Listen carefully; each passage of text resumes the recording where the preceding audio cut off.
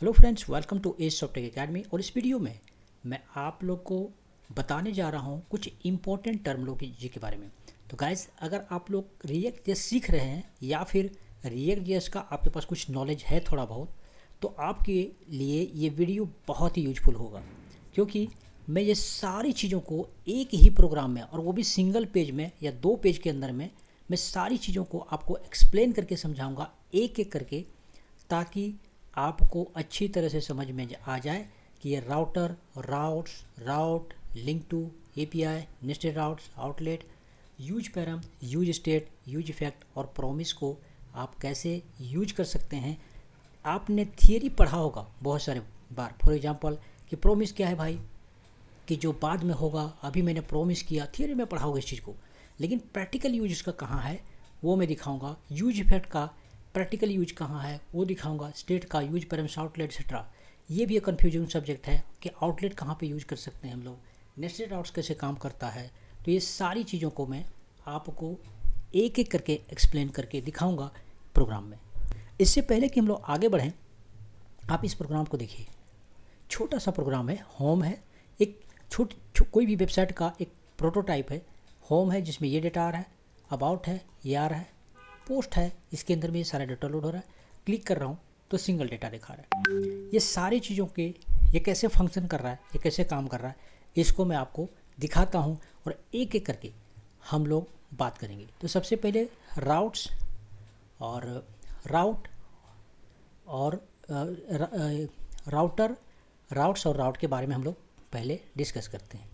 That means ये 3 जो हमारा टर्मिनोलॉजी है, इसके बारे में हम लोग डिस्कस करेंगे। राउटर क्या है, राउट्स क्या है और राउट क्या है, और कहाँ पे इसको हम लोग इस्तेमाल करते हैं। एक्चुअली जब मैं पढ़ाता हूँ तो ये सारे जगहों पे मैं देखता हूँ कि स्टूडेंट वो थोड़ा इधर उधर देखने लगते हैं, ऊपर देखने लगते हैं। दैट मीन्स वाट कि उसे समझ में नहीं आया। तो गाइस, मैं आप लोग को अभी प्रैक्टिकली दिखाऊंगा कि आप लोग कैसे और कहाँ यूज़ कर सकते हैं। अब आपको मैं आता हूँ प्रोग्राम के अंदर में। इसमें देखिए एक सिंपल प्रोग्राम है, बहुत कोई हाई फाई वो स्पेस साइंस का प्रोग्राम नहीं है, आप आराम से समझ सकते हैं अगर रिएक्ट का थोड़ा नॉलेज आपके पास है तो। इसमें क्या है, ये होम कंपोनेंट हमने बनाया है, अबाउट कंपोनेंट बनाया है, अबाउट पोस्ट, ये 3 कंपोनेंट हमारे पास है यहाँ पर, जिसको हम लोग कॉल कर रहे हैं राउटिंग के थ्रू। राउट के लिए हमने क्या किया, रिएक्ट राउटर डोम। आपको पता है कि रिएक्ट राउटर डोम जो है देखिए, ये वीडियो उसके लिए है जो एक बार इन सारी चीज़ों को देखा है, जानता है, लेकिन उसका कन्फ्यूजन है, वो ठीक से समझ नहीं पा रहा है, अभी भी डाउट है कुछ, तो उस डाउट को क्लियर करने के लिए ये वीडियो को मैं स्पेशली बनाया हूँ। तो यहाँ पे आप देखिए, तो ये सारी चीज़ें हैं। अभी यहाँ पे क्या है, राउटर क्या है, रिएक्ट का जब आप इंस्टॉल करेंगे तो ऑटोमेटिकली रिएक्ट राउटर डोम वो इंस्टॉल नहीं होता है। ये अलग से एक लाइब्रेरी है जिसे हमें इंस्टॉल करना पड़ता है राउटिंग को यूज करने के लिए। तो अब आते हैं हम लोग यहाँ पर।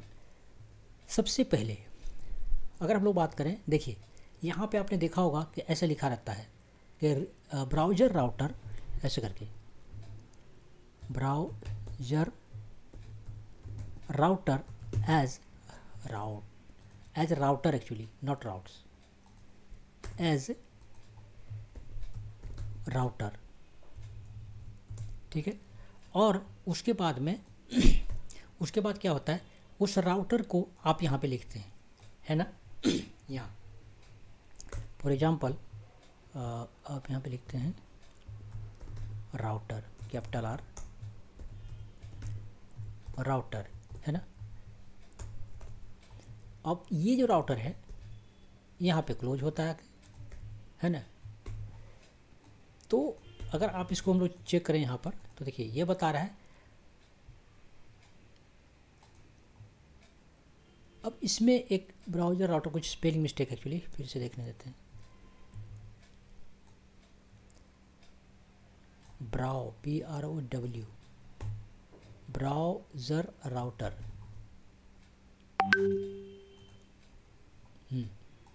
अब क्या है कि ये हम लोग एक बार पहले ही यूज कर चुके हैं, इसलिए एरर दिखा रहा है। कहाँ पर हमने क्या किया है, देखो यहाँ यूज किया इसको। आपके पास 2 ऑप्शन है, या तो आप यहाँ ब्राउज़र राउटर को आप यूज करिए डायरेक्ट यहीं पर, जहाँ पे ऐप में कर रहा है, किसमें, इंडेक्स.js में। यहाँ पे इंडेक्स.js में आप डायरेक्टली यहाँ पे इंपोर्ट करके ब्राउज़र राउटर को आप यहीं पे लगा दे सकते हैं, और नहीं लगाना यहाँ पे, जैसे हमको नहीं लगाना यहाँ पे, हमको वहीं लगाना है ज़्यादातर। तो ये क्या आपका झंझट खत्म, एक जगह यहाँ पे लगा दिया, टेंशन फ्री। अगर नहीं लगाना है, मैक्सिमम 99% चांसेस में आप देखेंगे ये जो राउटर है वो यहीं लगाया रहता है, ठीक है। तो यहाँ पे अगर लगाया हुआ है तो आप यहाँ पे अब हो क्या रहा है देखिए, एक्चुअल में ये है हमारा क्लास, उसको हमने एलियस बनाया, मतलब शॉर्ट नाम दिया हमने, और जब ये यूज करेंगे तो ये नाम से यूज करें। अगर आप डायरेक्टली चाहो तो आप डायरेक्ट इसी को यहाँ पे भी लिख सकते हो आप। तो आप ये मत समझना कि नहीं हमको कंपलसरी एकदम वही नाम लिखना है, तो ये जो है ज़रूरी नहीं है, आप ऐसे भी लिख सकते हैं। तो चूंकि ये लंबा है उसका एक शॉर्ट नेम दे दिया। अब वहाँ पे राउटर लिखा, कोई ज़रूरी नहीं राउटर होगा, RTS मीनिंगफुल देना चाहिए, इसीलिए वहाँ पे दिया हुआ। तो अब ये बात क्लियर हो गई आपको। ये क्या होता है, एक रैपर है। रैपर मतलब सारा प्रोग्राम आपका इसके भीतर जो है वो पैक होना चाहिए, मतलब मेन जो कंटेनर है वहाँ पे, जैसे बूटस्ट्रैप वगैरह में आप कंटेनर यूज करते होंगे, जो मेन जो है वो उसकी जगह पे यूज होता है। सब कुछ आपका इसके अंदर में होना चाहिए। यही वजह है ना कि मैं यहाँ दिखा रहा था आपको कि यहाँ भी लगा सकते हैं, सीधा काम ख़त्म, यहीं पे लगा दिया ऐप के ऊपर नीचे। तो जैसा आपको कंफर्टेबल लगा, दोनों में से कहीं भी आप यूज़ कर सकते हो। तो ये ऐप तो आप समझ में आ गया आपको कि राउटर का यूज कहाँ होता है। तो चलो ठीक है, इसका नाम राउटर ही रहने देते हैं, जब सारे लोग वही लिखते हैं तो हम लोग भी वही लिखेंगे। क्लियर? तो ये लाइन समझ में आ गई आपको। चलो ये है फर्स्ट लेवल का, टॉप लेवल का। उसके बाद दूसरा जो है वो है राउट्स, ठीक है। राउट्स क्या होता है, वो एरिया है कि आप किस एरिया में उसे दिखाना चाहते हैं, ये आप किस जगह पे उसे दिखाना चाहते हैं। आइए आपको दिखाता हूँ मैं यहाँ पे।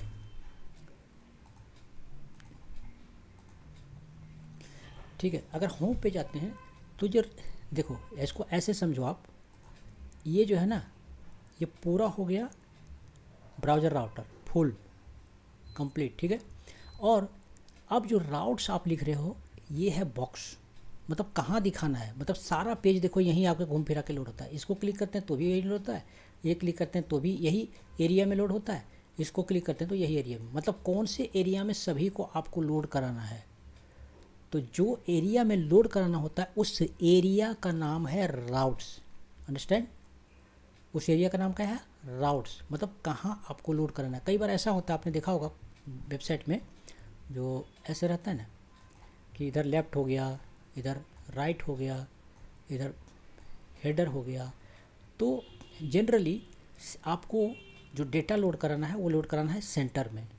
तो ये जो DIV है आपका ना, ये वाला, आप राउट्स को यहाँ पे लिखेंगे इस DIV के अंदर, ठीक है। यहाँ पे लिखेंगे आप, यहाँ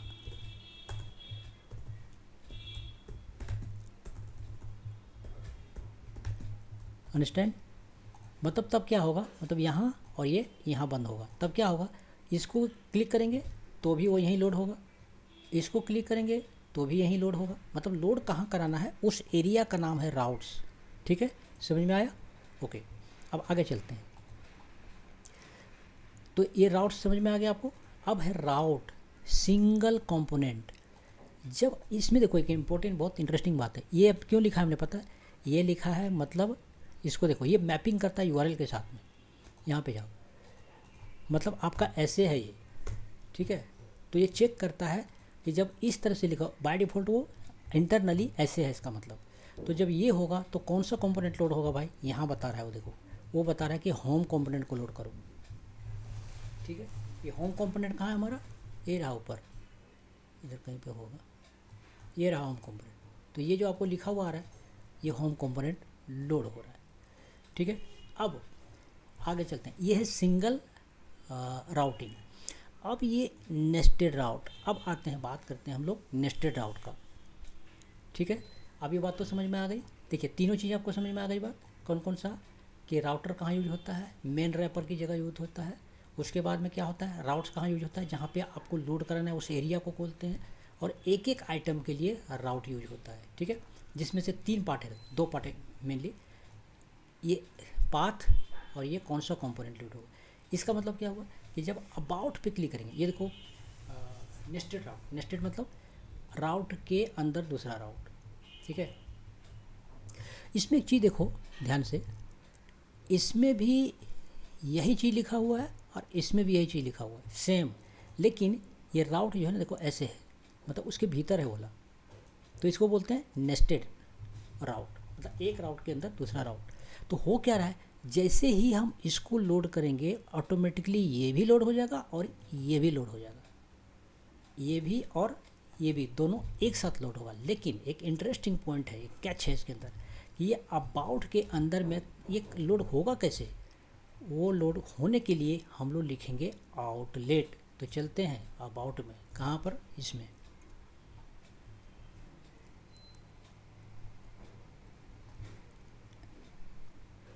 इसमें चलते हैं हम लोग, ठीक है, ये वाला में अबाउट, और ये जो है ये वाला ये है। तो दोनों में देखते हैं क्या है। सो तो हो क्या रहा है एक्चुअली, ये जो पेज है ना ये इसमें आके लोड हो रहा है, ये वाला पेज, तो ये कंपोनेंट आके लोड हो रहा है इसमें। लेकिन कैसे, अब चलते हैं अबाउट को ओपन करते हैं।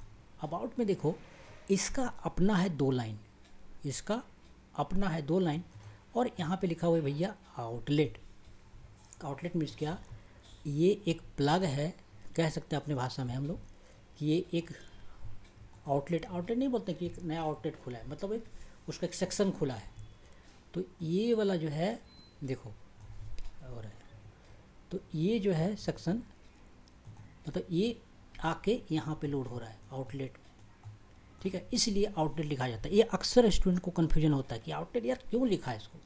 आज मैं पढ़ा रहा था एक स्टूडेंट को, तो वो सवाल पूछ रहा था कि आउटलेट कैसे जानता है कि आउटलेट में ही ये यहीं आके लोड होगा। बोले ये डिफाइन किया हुआ है हमारा ऐप में कि जब ये लोड होगा तो ये भी लोड होगा, ये भी साथ साथ में। लेकिन लोड होगा कैसे, इसमें आउटलेट लिखा हुआ जाके वहाँ लोड होगा। मतलब जैसे देखो, जैसे ये डिफाइन करता है कि ये सारा लोड कहाँ होगा, ठीक है, उसी तरह से ये अबाउट डिफाइन कर रहा है कि कहाँ होगा। फॉर एग्जांपल कट करके हम रख देंगे ऊपर इसको यहाँ, तो ये ऊपर दिखेगा, ठीक है, ये जो है यही ऊपर दिखेगा, वो नीचे दिखेगा। देखो ये अबाउट पर क्लिक किया, देखो ये ऊपर दिख रहा है, इनर सेक्शन है ना। तो आपको जो चाइल्ड राउट है, इसको चाइल्ड राउट बोलेंगे, चाइल्ड राउट जो child component, not route, child component जो है उसको कौन जगह दिखाना है वो आप डिसाइड कर सकते हैं आउटलेट के थ्रू। अंडरस्टैंड। तो गाइस अब तक आपको समझ में आ गया होगा क्या क्या चीज़, कि राउट्स क्या है, राउटर क्या है, राउट्स क्या है, राउट क्या है, और नेस्टेड राउट कैसे काम कर रहा है, वो भी आपको समझ में आया होगा फर्स्ट राउंड में। अभी ये राउंड बाकी है, धीरज रखिए थोड़ा, ठीक है। इसमें और एपीआई के साथ में आप नेस्टेड राउट प्रैक्टिकली कैसे यूज कर सकते हैं वो मैं दिखाता हूँ आपको। अब यहाँ पे देखो यार, इसमें तो एक था, इसमें फिर 2 हुआ, अब इसमें तो 3 हो गया, यहाँ से यहाँ तक। ओके डोंट वरी, मैं एक्सप्लेन करता हूँ, समझ जाएंगे आप। इसमें देखो 3 चीज़ें, तीनों में सेम ही लिखा है, लेकिन लास्ट वाले में आईडी लिखा हुआ है। इसमें भी सेम कंसेप्ट है कि जब क्लिक करेंगे पोस्ट के ऊपर तो क्या हो रहा है, एक साथ ये 2 लोड हो रहा है। क्या हो रहा है, एक साथ ये दोनों लोड हो रहा है हमारा, ये दोनों, ठीक है। अभी क्या हो रहा है, ये तो दोनों जैसे लोड हो रहा है, कैसे आप प्रैक्टिकली देखते हैं तो समझ में आएगा। यहाँ क्लिक किया, एक चीज़ देखो ध्यान से, अब चलते हैं इसमें। हमने क्या किया है समझने के लिए, एक ही पेज में लिख दिया कंपोनेंट को यहीं पर। तो ये पोस्ट कंपोनेंट कहाँ भाई, ये रहा, ठीक है। तो जब क्लिक किया ये कंपोनेंट लोड हुआ। इस कंपोनेंट में है क्या लिखा हुआ, देखो इसमें खाली लिखा हुआ एक चीज़ बस, ब्लॉक्स, कुछ नहीं और। बकिया चीज़ आउटलेट में लिखा है। तो ये लंबी लिस्ट आप देख रहे हैं ना, वो आउटलेट के थ्रू आ रहा है। आप पहला जो कंपोनेंट है, जो पेरेंट कंपोनेंट, उसमें खाली ब्लॉक लिखा हुआ है, देखो इतना बस। लेकिन बकिया आ रहा है आउटलेट से। तो कैसे डिसाइड कर रहा है, मतलब ये हुआ कि जब हम इस पर क्लिक किया तो ये दोनों एक साथ लोड हुआ, मतलब ये भी कंपोनेंट और ये भी कंपोनेंट। अब देखते हैं इस कंपोनेंट में क्या लिखा हुआ है, नीचे चलते हैं, ये रहा इस कंपोनेंट। इस कंपोनेंट में क्या हो रहा है, यहाँ पे एपीआई से डेटा फेच हो रहा है, आपको देखना हो दिखाता हूँ। अभी ये सब नहीं समझ में आ रहा है, use effect, set post, use state, इसके बारे में आगे मैं एक्सप्लेन करूँगा, इसीलिए उसको आप इग्नोर करिए, पहले फोकस करिए, ध्यान से देखिए जो मैं दिखा रहा हूँ आपको, ठीक है। क्योंकि अभी आपको समझना है राउटिंग, ठीक है, और नेस्टेड राउट। पहले इस पर फोकस करो। इसमें देखो 100 रिकॉर्ड्स है, 100 इसमें। इसी डेटा को हम लोग फेच करके ला रहे हैं। कहाँ पे ला रहे हैं, ये रहा, ये यूआरएल दिया, पास किया।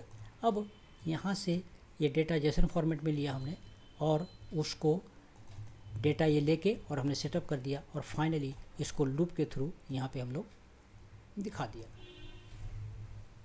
ठीक है, तो गाइस आप लोग देख रहे होंगे कि यहाँ पर जो है ये डेटा, ये पूरा के पूरा डेटा कहाँ लोड हो रहा है, आउटलेट के थ्रू।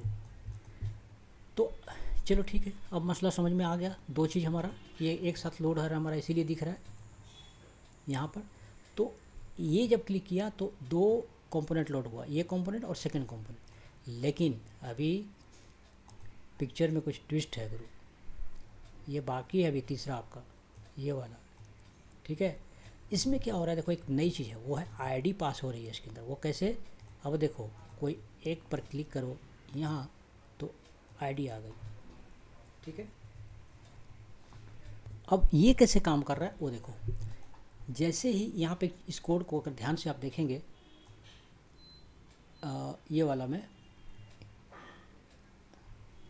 इसमें क्या हो रहा है, देखो लिंक टू लगा हुआ है और यहाँ पे पोस्ट, उसके बाद आईडी पास हो रही है डायनेमिक। ठीक है, सबका आईडी 1 2 3 4 5 ऐसे करके आ रहा है। यहाँ पे देखो ये वाला 1 2 3, जैसे माउस रखो यहाँ पे आप देखो ये जगह पे, यहाँ देखना आपकी आईडी दिख रही है वहाँ, है ना, 2 3 ऐसे करके। तो जिस पर हम क्लिक कर रहे हैं उसकी आईडी पास हो रही है, लेके आ रहे हैं यहाँ पर। ठीक है, अब क्या हो रहा है, ये आईडी पास हो रही है कहाँ पर, इसमें नीचे आ रहा है। देखो अभी हम लोग आ गए, अब हम लोग इस कंपोनेंट में हैं। तो यहाँ से उसका आईडी लिया और उस आईडी को यहाँ पास किया, डेटा फेच किया हमने और फेच करके डेटा जो है उसको हम लोग यहाँ पे HTML में दिखाया। ठीक है, तो फिर से समझो इसको कैसे काम कर रहा है। क्लिक किया, दोनों कंपोनेंट लोड हुआ, कौन कौन सा, पोस्ट और पोस्ट लिस्ट। लेकिन जब क्लिक कर रहे हैं तब सिंगल पोस्ट, मतलब तीसरा कंपोनेंट तब जाके लोड हो रहा है। और उसका स्ट्रक्चर कैसे है, यहाँ देखो ऊपर में, वो तीनों एक ही में है। ये लोड हुआ, ये करेंगे तो ये लोड होगा, लेकिन ये भी उसके अंदर ही है। जब इस पर लोड करेंगे, एक इंटरेस्टिंग पॉइंट देखो, सब का नाम सेम है। देखो पोस्ट पोस्ट पोस्ट, सिर्फ इसमें आईडी लगा हुआ है। तो ये थर्ड टाइम, जब तीसरे सेकंड टाइम क्लिक करेंगे, उस टाइम क्लिक करके उसकी आईडी पास होकर उसका डेटा को फेच करके दिखाएगा। तो गाइस आप लोग को समझ में आ गया होगा कि आउटलेट कहाँ लिखते हैं, साथ साथ में आउटलेट का रियल टाइम प्रैक्टिकली कैसे इस्तेमाल होता है। क्योंकि देखिए आप समझो, ये जो चीज़ है, आप एक न्यूज़ की वेबसाइट बना रहे हैं तो क्या होगा, जब क्लिक करेगा यूज़र तो न्यूज़ का ऐसे टाइटल और टाइटल डिस्क्रिप्शन दिखेगा। या प्रोडक्ट ही, आप ई-कॉमर्स की वेबसाइट में काम करें तो क्लिक करेगा, सारे प्रोडक्ट दिखेंगे। मान लो प्रोडक्ट का नाम है, डिस्क्रिप्शन है, आप कोई प्रोडक्ट पे क्लिक करेगा तो उसका डिटेल दिखेगा, खुलेगा। तो कैसे काम करेगा वो प्रैक्टिकली, तो मैं बताया आपको शुरू में ही कि जो कुछ भी मैं बताने जा रहा हूँ वो टोटल प्रैक्टिकल, जो रियल लाइफ में यूज होता है उस तरह का, उसके कंटेक्स्ट में आपको मैं ये सारी चीज़ें बता रहा हूँ। तो अभी तक मुझे लगता है कि आपको कुछ चीज़ें बिल्कुल क्लियर हो गई होगी। राउटर टॉप लेवल का है, उसके बाद राउट लिखाता है कौन सा एरिया में लोड होगा वो, और राउट एक एक करके। ठीक है, उसके बाद आपको नेस्टेड राउट्स भी समझ में आ गया होगा, आउटलेट कहाँ इस्तेमाल करते हैं वो भी समझ में आ गया होगा। अब चलते हैं हम लोग नेक्स्ट जो बात करेंगे है, वो बात करेंगे हम लोग लिंक टू के बारे में। तो लिंक टू गाइस बिल्कुल आसान है। अब देखिए यहाँ पे जो क्लिक कर रहे हैं, आपको पता होगा, अगर HTML आप जानते हैं तो उसमें क्या लिखते हैं आप, हाइपर लिंक लगाते हैं, है ना। तो हाइपर लिंक के लिए क्या लिखते हैं, AHREF लिखते हैं। यहाँ पे AHREF की जगह पे आपको लगाना है लिंक टू। देखो लिंक टू, एक ही ध्यान देना है, L कैपिटल है, लिंक फिर स्पेस टू इक्वल टू, उसके बाद में यहाँ पे पाथ देते हैं हम लोग। ये पाथ आखिर कौन सा देते हैं, जो पाथ हम लोगों ने यहाँ पे डिफाइन किया है सेम पाथ को हम लोग वहाँ पे लिखेंगे। ठीक है, फॉर एग्जांपल ये होम पेज के लिए है तो जैसे यहाँ पे ये दिया हुआ है, अबाउट के लिए है तो यहाँ अबाउट लिखा हुआ है, पोस्ट लिखा हुआ है तो यहाँ पोस्ट के लिए दिया हमने। तो लिंक टू, और यहाँ पे देखिए लिंक टू क्लोज होता है, यहाँ पे लिंक टू क्लोज होता है। ठीक है, तो इस तरीके से आपका ये काम करता है। जैसे ए और ए क्लोज करते हैं उसी तरह से लिंक को स्टार्ट करना है और लिंक को हम लोग क्लोज करते हैं। और इसके लिए जो एक इम्पॉर्टेंट बात है, आपको राउटिंग में यहाँ पे इसीलिए हमने लिंक को कॉल किया है, ये जगह पे देखिए यहाँ पे, और आउटलेट जो कॉल करना पड़ेगा आपको, और ये सारे तो हमने ऑलरेडी कॉल करके रखा ही है। तो गाइस होप कि आपको लिंक टू समझ में आ गया होगा, हाइपर लिंकिंग के लिए है वो। लिंक टू में एक बहुत इंपॉर्टेंट बात है, वो मैं आपको नीचे दिखाता हूँ। यहाँ पे एक चीज़ देखो, जब आपको आईडी पास करनी हो, यहाँ अक्सर कन्फ्यूजन होता है। लिंक टू सीधा सीधा था, वहाँ पे आपने लिख दिया, लेकिन जब आईडी पास करनी हो तो देखो यहाँ पे आपको कैसे लिखना है, ये कर्ली ब्रेसेस लगाना है और ये कर्ली ब्रेसेस लगाना है, ठीक है। उसके बाद आपको बैकटिक लगाना है। बैकटिक कहाँ है, 1 के जो बगल में है वो बैकटिक लगाना है और बैकटिक बंद करना है। उसके बाद में ये जो आपको लिखना है वो लिखना है, फिर डॉलर साइन लगाना है। मतलब ये डायनेमिक जब आपको वेरिएबल्स के थ्रू कुछ लगाना होगा तो आप इस फॉर्मेट में लिंक टू का यूज करेंगे। ये अक्सर ज़रूरत पड़ती है, खास करके डायनेमिक डेटा लाने के टाइम में। तो गाइस, इस सेक्शन में हम लोग बात करेंगे यूज पैरम्स। अगर आप PHP जानते हैं और गेट मेथड का यूज करते हैं तो आपको ये समझने में बिल्कुल कोई मुश्किल नहीं होगा। लेकिन इन केस अगर आप PHP नहीं जानते हैं या कोई और प्रोग्रामिंग लैंग्वेज नहीं जानते हैं, no problem at all, I will explain this properly. चलिए इसी एग्जांपल में देखते हैं। वापस चलते हैं हम लोग इसमें। यहाँ पे आप देखो, जब क्लिक करते हैं किसी एक के ऊपर, फॉर एग्जांपल इस पर, तो यहाँ पे आईडी पास होती है, देख रहे हैं। अब इस आईडी को, अच्छा इससे पहले कि आप उसको, ये देखो यहाँ पर देखो एक चीज़ है जो आपको समझने की ज़रूरत है। ये जब पोस्ट पे क्लिक करते हैं तो टोटल 100 पोस्ट हमें दिखाई देता है, जो कि मैं पहले भी दिखा चुका हूँ यहाँ पे। और जब हम लोग आईडी पास करते हैं इसी में एक, तो क्या होता है, एक सिंगल दिखता है। तो मतलब ये हुआ कि इसी तरीके से हम अपने एप्लीकेशन में ये आईडी पास करेंगे और ये आईडी जो है मैच करेगा और वो आईडी लेके API में जाएगा और फिर वहाँ से सिंगल डेटा को फेच करके ला रहा है और तभी वो सिंगल दिख रहा है। बट हाउ, उसके लिए हमें एक कोड लिखना पड़ेगा और वो है यूज पैरम्स। ये राउटर का एक पार्ट है। आप यहाँ पे देखिए, यहाँ पे देखो यूज पैरम्स, ठीक है। इसको हमने कॉल किया है और यहाँ पे लगाया इसको यूज पैरम्स को, और उसकी आईडी को हम लोग ले रहे हैं ये जगह पे। और फाइनली ये आईडी हम लोग पास कर रहे हैं कहाँ से, ये देखो यहाँ पर। तो ये आईडी आ कहाँ से रही है, इसको देखो। ऐसे अगर मैं एक्सप्लेन करूँ, ऐसे मैं समझाऊँ, अगर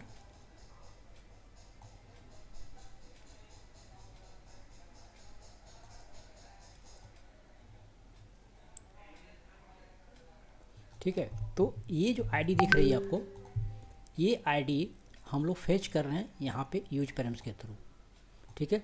और ये आईडी फिर अंदर में हम लोग पास कर रहे हैं API में, ये वाला आईडी, और ये आईडी लेके जा रहा है, इसीलिए वहाँ पे सिंगल डेटा दिखता है। और फिर बाकी सब सेम ही है कि यहाँ पे डेटा फेच करके और यहाँ पे एक सिंगल इंडिविजुअल दिखा रहा है, ये जगह पे देखो जो भी इंडिविजुअल डेटा आ रहा है। तो यूज पैरम्स का यही काम है कि पैरामीटर में जो डेटा होता है उसको फेच करके हमें अगर उसका कुछ यूज करना हो तो उसके लिए हम लोग यूज पैरम्स का यूज करते हैं। पहले जो रिएक्ट का पहले वर्जन था उसमें पैरम्स करके होता था, यूज पैरम्स नाम का इस तरह का कोई फंक्शन नहीं होता था पहले वाले में। तो एक बात आपको समझ में आ गई कि यूज पैरम्स का इस्तेमाल कहाँ करते हैं हम लोग, ठीक है। ओके गाइस, अच्छा एक चीज़ और इम्पोर्टेंट जो समझने वाली बात है, यहाँ देखो हमने आईडी लिखा है, क्या हम यहाँ पे आईडीज लिखेंगे तो काम चलेगा या कुछ भी दूसरा नाम देंगे तो चलेगा? यहाँ पे ऐसे लिखें तो नहीं चलेगा। एक चीज़ आपको वेरी इंपॉर्टेंट समझना है कि जो आपने ऐप में यहाँ राउटिंग में दे के रखा है, यहाँ पे जो नाम आपने दिया है एग्जैक्टली आपको सेम नेम यहाँ पे देना है। यूज पैरम्स में फेच करते टाइम में जो नाम वहाँ दिया रहेगा, जैसे मान लो वहाँ दिया प्रोडक्ट आईडी, तो यहाँ पर प्रोडक्ट आईडी ही देना है, ठीक है। ये चीज़ खास ध्यान रखना है यूज पैरम्स के अंदर। यूज पैरम्स समझ में आ गया। अब चलते हैं यूज स्टेट। ये भी यार कम कन्फ्यूजिंग नहीं है यूज स्टेट। पहले तो ये समझना है कि यूज स्टेट आखिर है क्या। यूज स्टेट एक्चुअली पहले क्या था, क्लास कंपोनेंट था। क्लास कंपोनेंट के अंदर में स्टेट एक प्रॉपर्टी हुआ करती थी, उसमें जो है डेटा को हम लोग स्टोर करते थे। लेकिन रिएक्ट 16 के बाद में, अगर रिएक्ट की वेबसाइट में आप जाते हैं तो देखो ये था पहले ज़माने का, मतलब अभी भी चलता है लेकिन ये काफ़ी मतलब प्रीफर करते हैं लोग जो है वो फंक्शनल कंपोनेंट को। आप इसमें देखो यहाँ पे होता था, देखो इसको स्टेट बोलते थे, ठीक है, कि ये जो है डेटा होल्डर होता था कंस्ट्रक्टर के अंदर में, कि यहाँ पे जो भी डेटा होता था इसको हम लोग यहाँ पे स्टेट में स्टोर करते थे, ठीक है। तो अब जो है क्या हुआ, रिएक्ट 16 के बाद में, जो वर्जन 16 के बाद में क्या आया कि एक नया कंसेप्ट लेके आया फेसबुक ने रिएक्ट में, और वो था यूज स्टेट। ताकि अगर कोई क्लास कंपोनेंट, उसमें क्या था कि क्लास कंपोनेंट मतलब जो फंक्शनल कंपोनेंट था वो बड़ा पॉपुलर हो रहा था, लेकिन एक प्रॉब्लम था उसमें कि स्टेट उसमें होल्ड नहीं कर, मतलब वो कंसेप्ट ही नहीं था। तो उसको क्या किया, अलग से लाया। जैसे एग्जांपल समझ लो, वर्डप्रेस में एक प्लगइन अलग से लगाते हैं, उसी तरह से इसमें भी वो हुक जो है ना, वो फंक्शन है जावास्क्रिप्ट का, प्योर फंक्शन है। उस फंक्शन को लाया गया और इसी के सब्स्टिट्यूट में आप समझो, जो क्लास कंपोनेंट में जो ये जो कंसेप्ट था यहाँ पर स्टेट को होल्ड करने का, इसी का सब्स्टिट्यूट लाया यूज स्टेट। ठीक है, तो गाइस अब चलते हैं पोस्ट के अंदर, वो है यूज स्टेट। यूज स्टेट कैसे काम करता है वो समझो। यूज स्टेट में क्या है, देखो दो पार्ट होता है इसके अंदर में, वेरी इंपॉर्टेंट। पहले क्या करना पड़ेगा, यूज स्टेट आपको यूज करने के लिए आपको यहाँ पे कॉल करना पड़ेगा, रिएक्ट का पार्ट है वो। देखो आपको यहाँ पे यूज स्टेट कॉल करना होगा। ठीक है, ये जब कॉल कर लेंगे आप यूज स्टेट, अब यहाँ पे देखो दो पार्ट है इसका बहुत इंपॉर्टेंट समझना है। ये होता है डेटा होल्डर, मतलब कि कोई भी डेटा जब आपको एक्सेस करना होगा तो आप इसी से एक्सेस करेंगे। ठीक है, फॉर एग्जांपल कुछ भी ABCD वॉटेवर जो भी कुछ लिखा हुआ है, तो आप स्टोर जो करेगा ना वेरिएबल के जैसा ये है। ठीक है, अब इसका वैल्यू अगर अपडेट करना हो, आपको कुछ चेंज करना हो तो कैसे करेंगे, उसके लिए आपको क्या करना है, कोई ना कोई हैंडलर की ज़रूरत पड़ेगी कोई ना कोई चीज़ पकड़ के आप कोई चेंज करेंगे ना वैल्यू, वो है फंक्शन। ये है फंक्शन, मतलब इसकी वैल्यू अगर आपको अपडेट करना हो, चेंज करना हो, तो इस फंक्शन के थ्रू कर सकते हैं, डायरेक्ट नहीं कर सकते आप। ठीक है, अब ये क्या है देखो यहाँ पे हमने स्क्वायर ब्रैकेट लगाया, मतलब ये हुआ कि इनिशियल डेटा जो है, इनिशियल जो एरे है वो खाली रहेगा यहाँ पर। और अब एक चीज़ है कि ये कब लगाते हैं स्क्वायर इसके अंदर में, जब मल्टीपल डेटा आपका फेच हो रहा हो। जैसे इसमें देखो 100 रिकॉर्ड्स आ रहा है ना हम लोग का, तो वैसे केस में जब मल्टीपल डेटा आ रहा हो तो वहाँ पे भीतर में स्क्वायर ब्रैकेट हम लोग लगाते हैं। ठीक है, तो ये बात समझ में आ गई कि यूज स्टेट क्या है, एक हुक है, फंक्शन है, हुक बोलते हैं इसको। और हुक क्या होता है, प्योर जावास्क्रिप्ट का फंक्शन है। इसमें क्या होता है, दो पार्ट होता है, वैल्यू और फंक्शन। अगर वैल्यू को अपडेट करने के लिए फंक्शन का इस्तेमाल होता है। अब आते हैं नीचे, वो कैसे काम कर रहा है देखो स्टेप बाय स्टेप। ये जो है डेटा आ रहा है हमारा, API का URL दिया हमने, अब यहाँ पे हम लोग यूज कर रहे हैं। इसमें क्या हो रहा है कि जो कुछ भी डेटा जब फेच होके आ गया तो स्टोर हुआ किस में, रिजल्ट डेटा के अंदर में। ठीक है, जेसन फॉर्मेट में। लेकिन यहाँ तो स्टोर हो गया, हम यहाँ पे वैल्यू हमको चाहिए, कैसे लेंगे हम लोग। तो आपको मैंने बताया कि इसका वैल्यू चेंज करने के लिए इनिशियल वैल्यू क्या है, खाली है, कुछ नहीं है ना। लेकिन इसमें वैल्यू हमको भरना है जो इससे आया, कैसे करेंगे, उसके लिए आपको ये फंक्शन कॉल करना पड़ेगा। कौन सा, ये वाला फंक्शन। इस फंक्शन की को यूज करते हुए इसमें जो डेटा आया यहाँ से सीधा फिल हो गया इसके अंदर में। मतलब आपके पास से एक कह सकते हैं कि एक क्या बोलेंगे, एक यार एक टब है बड़ा, जिसमें आप बाल्टी के थ्रू पानी भर रहे हैं, ऐसा बोल सकते हैं। एक टब है बड़ा सा जिसमें आप बाल्टी के थ्रू, तो ये बाल्टी के जैसा है। ठीक है, ये बाल्टी से ये पूरा जो पानी था इसको आप यहाँ पे भर रहे हैं ऐसे करके, तो ये हैंडलर है। तो इस तरीके से यूज स्टेट आपका काम करता है। तो गाइस आप लोग को समझ में आ गया होगा कि यूज स्टेट का यूज कहाँ होता है, डेटा को होल्ड करने के लिए, डेटा को रखने के लिए, और साथ ही साथ उस डेटा को अपडेट करने के लिए यूज स्टेट का करते हैं। ये वैल्यू होल्ड करता है, वैल्यू इसमें स्टोर करते हैं, यहाँ से हम लोग चेंज करते हैं इसकी वैल्यू को। ठीक है, अब एक और इंटरेस्टिंग बात बता दूं यूज स्टेट में आपको, ये कन्फ्यूजन अक्सर स्टूडेंट लोगों को होता है कि यार इधर स्क्वायर ब्रैकेट लगाया भीतर में, कहाँ लगाने का किधर नहीं लगाने का। यार ये तो टेंशन है ना, टेंशन, इस टेंशन की ज़रूरत नहीं है, क्योंकि यहाँ पे आपको मल्टीपल डेटा आ रहा है ना, जहाँ पे मल्टीपल डेटा आएगा वहाँ पे आपको ये एम्प्टी एरे लगाना है। लेकिन इसमें तो एक ही डेटा आ रहा है ना, यहाँ पर सिंगल एक डेटा आ रहा है, तो वो जगह पे आपको ऐसे रखना है, नो एरे, क्योंकि यहाँ पे सिंगल आ रहा है। और साथ ही साथ एक और इंटरेस्टिंग बात, यहाँ पे जो स्टूडेंट मिस्टेक करते हैं कि यार इसमें मैप लगा हुआ है इधर भी। अभी क्या है, मेरा एक स्टूडेंट था, वो क्या कर रहा था, वो नोमान मेरा एक स्टूडेंट है, वो क्या कर रहा था, यहाँ सिंगल एक स्टूडेंट है मेरा, सिंगल एक रिकॉर्ड है, उसमें भी मैप लगा दे रहा था यहाँ पर। तो दोस्तों नहीं लगेगा मैप ना, मैप लूपिंग के लिए है। जब हमारे पास एक ही रिकॉर्ड आ रहा है, यहाँ पर एक ही लूप जब हमारे पास आ रहा है, तो फिर ज़रूरत क्या है मैप लगाने का, तो that is why we are not putting here map नहीं लगा रहे हैं यहाँ पे, सिंगल सीधा सीधा लिख दिया data dot title data dot body. Understand? तो गाइज होप कि आपको ये बात समझ में आ गई होगी।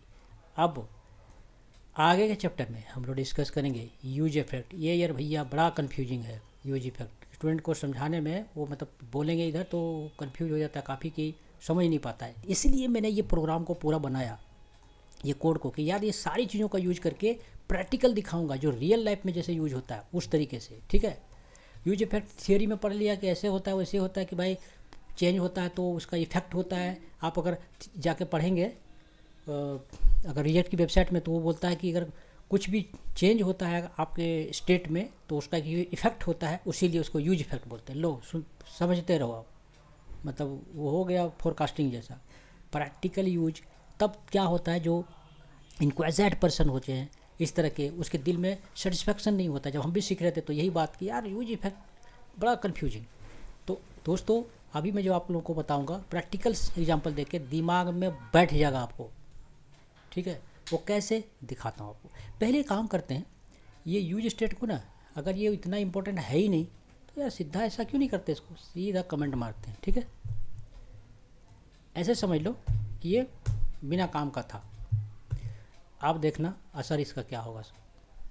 यहाँ आए और इसको एक बार हम लोग होम पेज पे जाते हैं,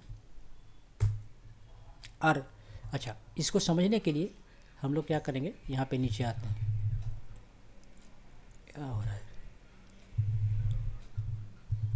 ये इंस्पेक्ट करेंगे और यहाँ पर देखो कंसोल में जाते हैं। ठीक है, एक काम करते हैं, कंसोल हम लोग वैल्यू, हाँ ठीक है कंसोल किया हुआ है यहाँ पर वैल्यू। ठीक है, अब नहीं नेटवर्क में पता चलेगा आपको, नहीं यहाँ भी ठीक है। चलो अब पोस्ट पर क्लिक करते हैं। ठीक है, अब ले भैया ये देख लो इतना बार लोड हो रहा है, पता है आपको। ये देखो एक बार में 100 रिकॉर्ड है, तो 1 2 3 4 मतलब कम से कम 50,000 लोड हो गया इधर। अब क्या होगा आपकी वेबसाइट ही, यार वो तो क्रैश ही होगा ना, सत्यानाश हो जाएगा इसका। अब ये तो मान लो 100 है, अगर ये 5,000 10,000 20,000 रिकॉर्ड रहेगा तब क्या होगा, वेबसाइट क्रैश हो जाएगा। समझो ये यूज इफेक्ट कितना काम का चीज़ है। मतलब ये हुआ कि जब भी कुछ लोड होता है तो कुछ भी बटन क्लिक करेंगे, कुछ भी करेंगे इधर, ठीक है, मतलब नया कुछ क्लिक करेंगे तो उतनी बार फिर से लोडिंग चालू हो जाएगा। देखना आप देखो लोड ही नहीं हो पा रहा है, देख रहे हैं आप इधर, अभी भी यहाँ दिखा रहा होगा पेंडिंग इधर यहाँ पर। मतलब देखो कुछ भी इधर उधर क्लिक करके फिर दोबारा किया फिर से लोड होगा पूरा। तो आप समझ रहे हैं कि आपका वेबसाइट कैसे ये सत्यानाश कर देता है बिना यूज इफेक्ट का। अब आते हैं यूज इफेक्ट का काम क्या है। सो अब ऑन करते हैं। ठीक है, ऑन कर दिया। ऑन करने के बाद अब हम लोग पेज को रिफ़्रेश करते हैं एक बार। देखो लोड भी नहीं हो पा रहा है, थक गया पूरा। रिफ़्रेश करो इसको, अब क्लिक करते हैं। क्या हुआ, सिर्फ एक बार दिखा है ना, ओनली वन टाइम, क्योंकि जितना ही वो हमको ज़रूरत था। और देखो पेज एकदम फटाफट चल रहा है। फिर दोबारा करेंगे, जब दोबारा क्लिक करेंगे तब फिर जाके लोड होगा उसमें। तो आपने देखा कि अच्छा वो एक बार आप सोच रहे हो कि यार इतना सारा वो लोड क्यों हो रहा था। असल में कुछ भी लोड हो रहा था उसके साथ साथ वो भी आ रहा था। देखो अब हम क्लिक किया ना यहाँ पर, देखो ये सारी जैसे CSS है, सॉकेट है, ये है वो है, ये सारी चीज़ें, इमेज है, लोड हो रहा था। उसके साथ साथ में वो भी उतना बार लोड हो जा रहा था। लेकिन यहाँ पर सिर्फ एक बार लोड हो रहा है, जो कि आप समझ सकते हैं कि what is that is very very important. एक और बात बता दूँ आपको, तो कह सकते हैं कि यूज इफेक्ट का इस्तेमाल कहाँ पे होता है, ऑन बॉडी लोड। जावास्क्रिप्ट में आप कभी देखे होंगे, HTML में देखे होंगे आपने। ऑन बॉडी लोड मतलब जैसे ही पेज लोड हो, अगर कोई चीज़ जब पेज लोड होते ही आपको लोड कराना है। जैसे एग्जांपल समझाता हूँ, देखो यूज इफेक्ट का एक्चुअल यूज, प्रैक्टिकल यूज, ये थियोरेटिकल नहीं कि इधर उधर का बकवास बातें किया, वो चीज़ नहीं बता रहा हूँ आपको। ये पेज लोड हो रहा है, लोड होते ही हमको ये डेटा दिखाना था, उसको हम लोग रखेंगे यूज स्टेट, यूज इफेक्ट के अंदर में। ठीक है, और एक और बात, ये सोच रहे हैं कि बकवास, ये फालतू ये स्क्वायर ब्रैकेट काहे लगा के रखा है भाई, इसको हटा देते हैं। इसको हटा के देखो भैया कुछ काम नहीं करेगा, फिर वहीं के वहीं चले आएंगे हम लोग। ठीक है, देखना राइट क्लिक करके सिलेक्ट करो और रिफ्रेश करो, कंसोल में जाओ, ये देख लो फिर वही हाल हो गया। तो ये स्क्वायर ब्रैकेट ही बताता है कि ये वन टाइम लोड होना है, ठीक है, बार बार नहीं। जब लोड होगा उसी टाइम बस लोड होना है, तो इसलिए इसको लगाना ना भूलेंगे आप लोग। तो समझ में आ गया भाई, ये पोस्ट का इस्तेमाल, यूज स्टेट का इस्तेमाल कहाँ करते हैं और यूज फेट का इस्तेमाल कहाँ करते हैं। ये मैं बहुत सोच समझ कर ये प्रोग्राम बनाया ताकि उसको जो है आपको समझ में आ जाए कि प्रैक्टिकल यूज कहाँ है, क्योंकि जब प्रैक्टिकल यूज आदमी करता है ना तो उसके दिमाग में बैठता है, वो जल्दी भूलता नहीं है। तो होप कि आपको यूज इफ़ेक्ट और यूज स्टेट समझ में आ गया होगा दोस्तों। अब इससे पहले कि हम लोग प्रॉमिस की बात करें, पहले बात करते हैं एपीआई की, ठीक है। ये एपीआई आखिर भला है क्या यार, है ना, ये समझना पहले आपको।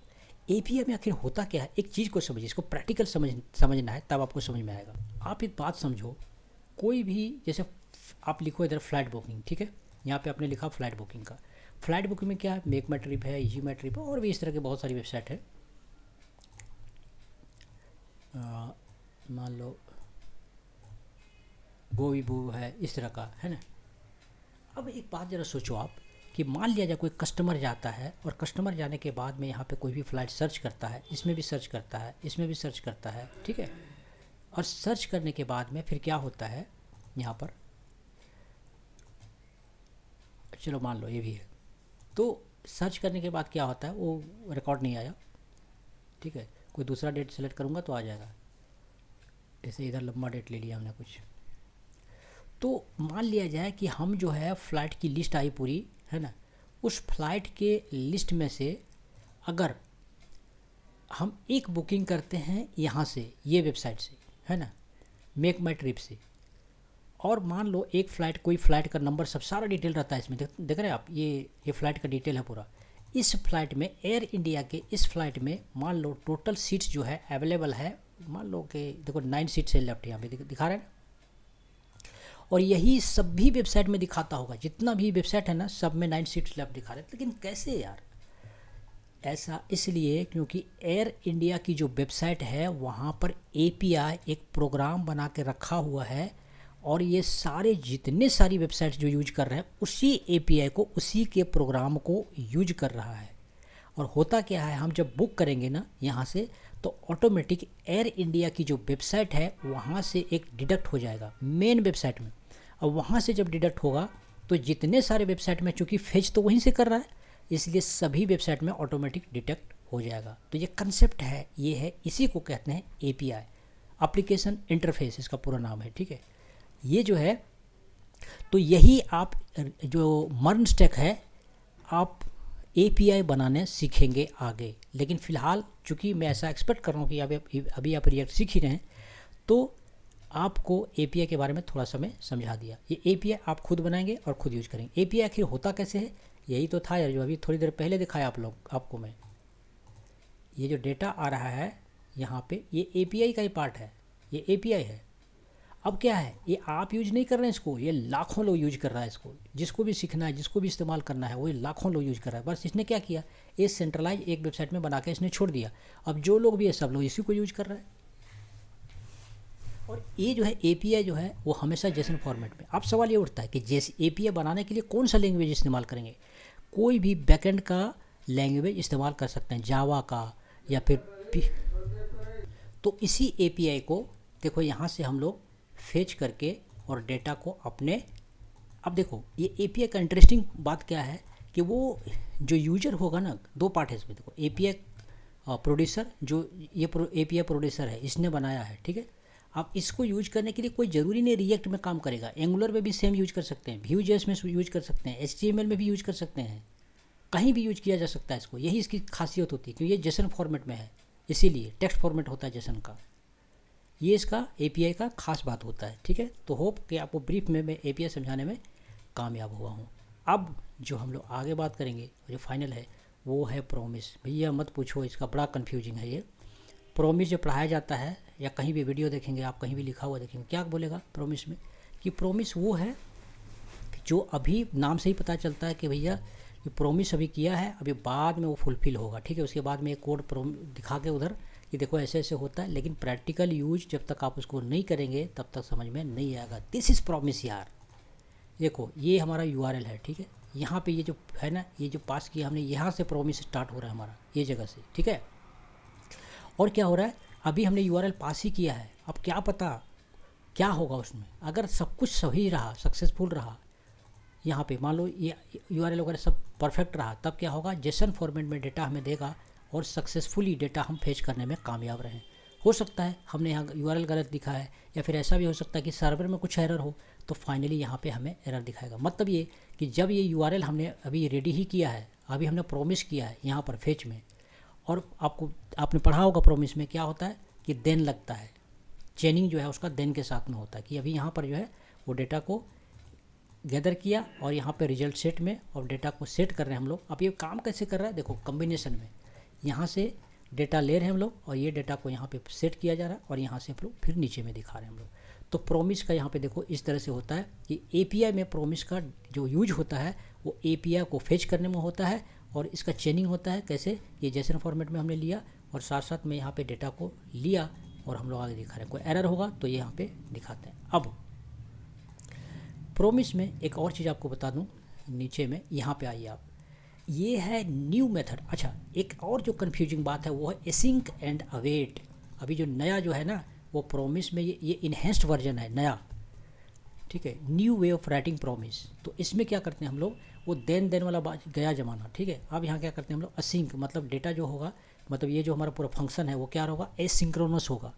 एसिंक्रोनस इन द सेंस के जो डेटा जो लेन और देन होगा एपीआई से, वो कैसा होगा, एसिंक्रोनस होगा। एसिंक्रोनस का मतलब आप होप कि आप समझ रहे होंगे, जैसे पीएचपी है, एएसपी है, उसमें क्या होता है, डेटा ऊपर से स्टार्टिंग होता है लोड होने के लिए और कहीं पे अटक जाता है तो अटका रहता है और एंड तक आता है। एसिंक्रोनस में क्या होता है, रैंडम डेटा आता है ना। तो यहाँ पर क्या है, ये जो डेटा होगा वो रैंडम फेच होगा और ये जो प्रॉमिस होता है वो एसिंक्रोनस ही होता है। इसीलिए आप जो एक फंक्शन है, पता है ना आपको, नाम नहीं है, फंक्शन का नाम ये एक्चुअली है, और ये एसिंक्रोनस, इसके पहले एसिंक लगाते हैं। और जब यहाँ पे देखो ये कह रहा है कि अवेट, मतलब यहाँ से जब तक ये डेटा आ नहीं जाता है तब तक तुम वेट करो। जब वेट करने के बाद जब डेटा परफेक्टली आ जाएगा तब रिस्पॉन्स में डालेगा, और फिर जहाँ दिखाना है उसको, कि यहाँ पे अगर रिस्पॉन्स प्रॉपरली नहीं आया तो क्या होगा, एरर दिखाएगा, और अगर आ गया तो जेसन फॉर्मेट में डेटा दिखा देगा। और यहाँ से सेट करके, मतलब आप इसकी जगह में, ये ओल्ड फॉर्मेट में है ये लिखने का, ये वाला देन वाला, और ये जो है न्यू फॉर्मेट में है, न्यू फॉर्मेट है दिखाने का जो प्रॉमिस का ही यहाँ पे। तो एसिंक्रोनस में, और अवेट क्या, कि जब तक इसका डेटा आ नहीं जाता है वेट करेगा, और जब आ जाएगा परफेक्टली तब यहाँ पे रिस्पॉन्स में डेटा डालेगा, और अगर आया सब कुछ ठीक ठाक, नहीं आया ठीक ठाक तो एरर दिखाएगा, और आ गया तो यहाँ पे डेटा को सेट करके और फाइनली वो डेटा हम लोग यहाँ पे दिखाएंगे। तो गाइस ये पूरा चीज़ हमने आपको प्रैक्टिकल एक सिंगल पेज में दिखाया, एक ही प्रोग्राम के अंदर, कि router, route, link, API, nested route, outlet, use params, use state, use effect और प्रॉमिस, ये सारे बड़ा कन्फ्यूजिंग टर्म्स हैं जो कंसेप्ट क्लियर ना होने की वजह से कई बार यूजर जो है, स्टूडेंट जो है मिस्टेक कर बैठता है। इसलिए मैं सोचा कि ये प्रोग्राम आप लोग को बना के मैं और अच्छी तरह से इसको मैं समझाने की कोशिश करूं। तो होप कि वीडियो आप लोग को पसंद आया होगा। आप लोग सब्सक्राइब करना ना भूलें और साथ साथ में कमेंट में ज़रूर बताएं कि ये वीडियो आपको कैसा लगा। Thank you for watching.